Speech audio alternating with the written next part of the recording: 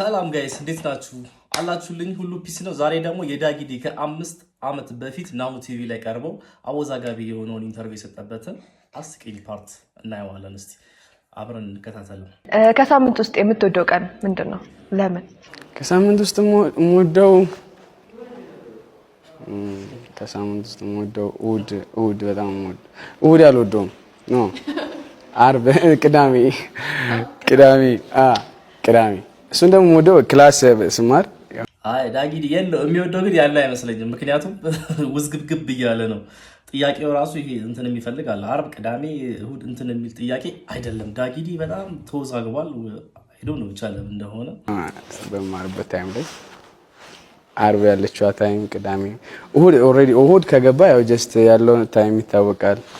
አሁን ደግሞ ስራ ላይ ነኝ።